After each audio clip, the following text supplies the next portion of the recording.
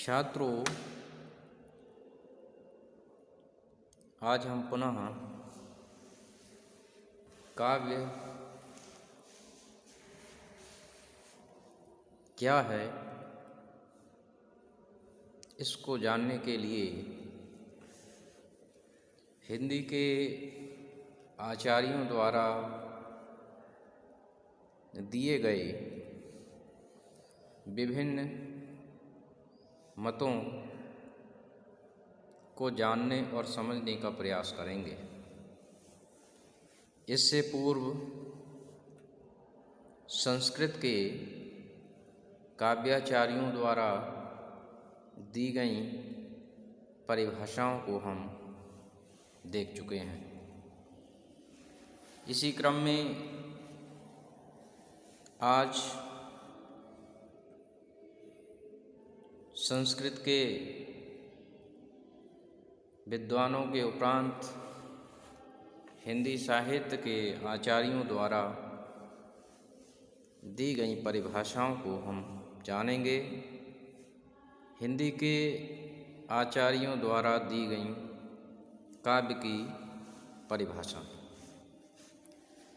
हिंदी के आचार्यों द्वारा दी गई परिभाषाएं हिंदी के आचार्यों द्वारा काव्य विषयक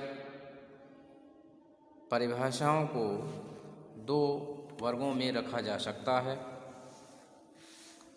एक रीतिकालीन आचार्य और दूसरे आधुनिक हिंदी साहित्य के विद्वान।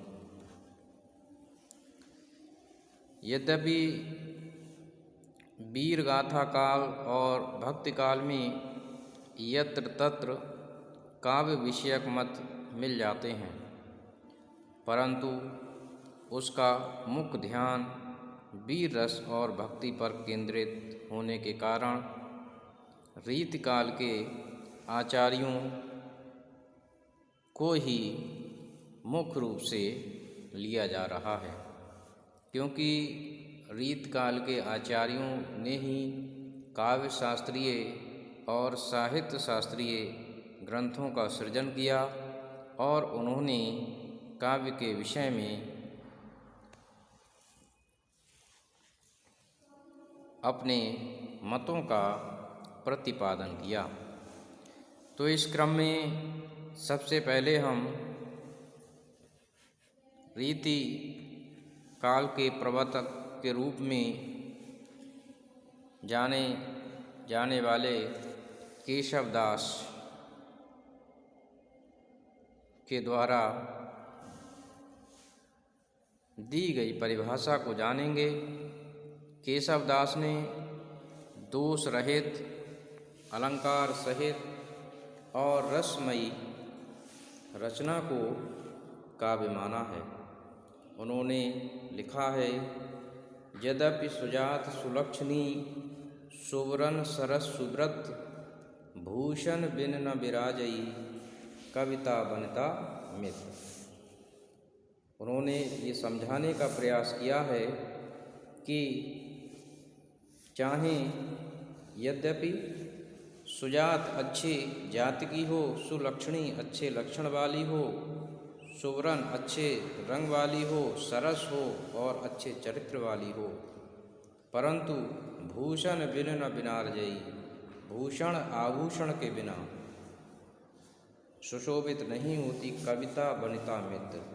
ना तो कविता सुशोभित होती है, न स्त्री सुशोभित होती है और ना ही मित, मित माने मीत जो है सुशोभित होती है। इसलिए काव्य में अलंकारों की महत्ता का प्रतिपादन केशवदास जी ने किया है और उन्होंने काव्य में दोष परिहार की भी बात कही है। उन्होंने कहा है कि काव्य सदैव निर्दोष होना चाहिए। इस विषय में भी वे अपनी बात कहते हैं कि राजत रंच न दोषयुत कविता बनिता मित और बुंदक हाला परत ज्यों गंगा घट अपवित्र। कि यदि दोष से युक्त है, रंचक माने रंच माँ जरा सा भी दोष जो है नहीं होना चाहिए, किसमें? कविता, कविता में, वनिता स्त्री में, और मित्र माने प्रिय में। बुंदक हाला परत ज्यों गंगा घट पवित्र, यदि इनमें दोष होता है तो उसी प्रकार से ये उसको अपवित्र कर देते हैं। जैसे कि बुंदक हाला परत ज्यों, जैसे बुंदक माने बूंद, हाला माने शराब की, परत अमृत गंगा के घट में, पवित्र गंगा के जल में, घट माने घड़े में एक शराब की बूंद पड़ने मात्र से उसको अपवित्र कर देती है। उसी प्रकार से यदि जो है कविता में दोष है तो वह दोष जो है उस कविता के सौंदर्य को बिगाड़ देता है, उसको अपवित्र कर देता है।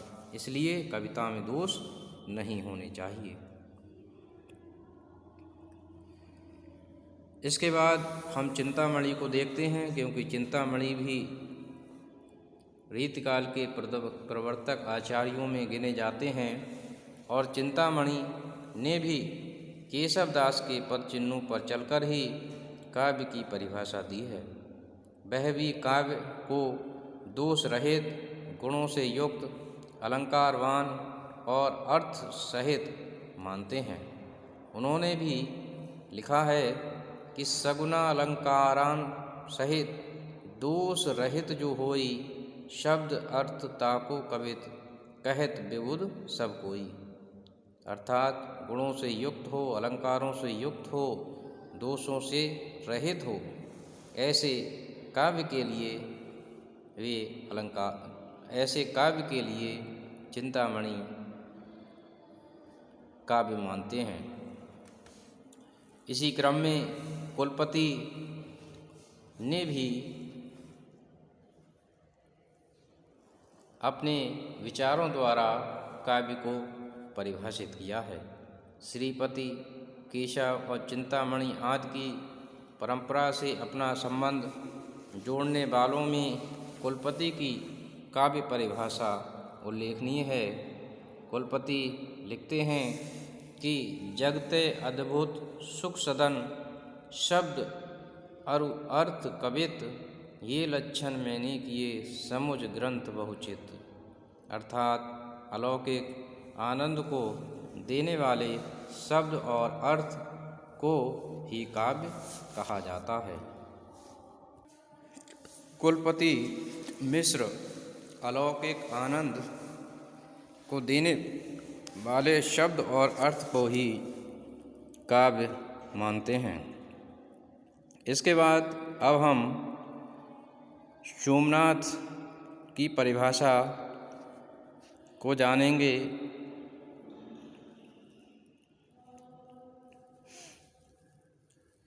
सोमनाथ पहले आचार्य हैं जिन्होंने काव्य में छंद का समावेश किया। ये काव्य को कवि कर्म मानते हैं। सोमनाथ अपनी परिभाषा में छंद को महत्व प्रदान करते हैं और वे लिखते हैं कि सगुन पदार्थ दोष बिन, पिंगल मत अविरुद्ध, भूषण जुत कवि कर्म जो, सो कवित कहि शुद्ध। अर्थात काव्य वह कवि कर्म है जिसमें शब्द और अर्थ सगुन, दोष रहित और पिंगल अर्थात छंद के अनुसार हो।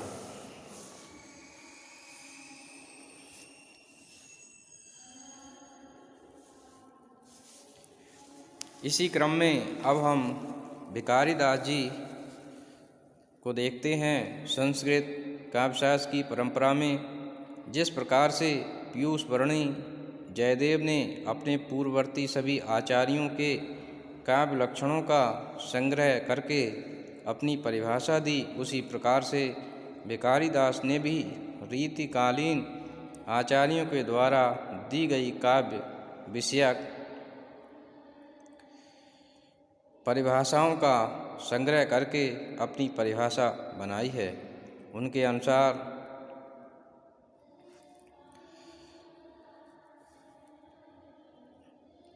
काव्य वह पदार्थ है जो अलंकार, ध्वनि, रस और गुणों से युक्त हो।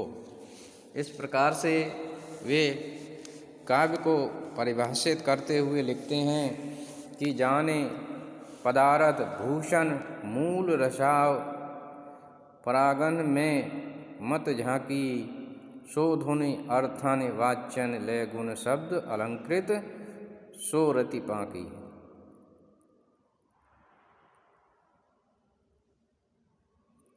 हिंदी में रीतिकालीन आचार्यों ने काव्य की परिभाषा के संबंध में जो विचार व्यक्त किए हैं उनमें मौलिकता न होकर अधिकांशता संस्कृत के आचार्यों के मतों का ही प्रभाव हमें दिखाई देता है।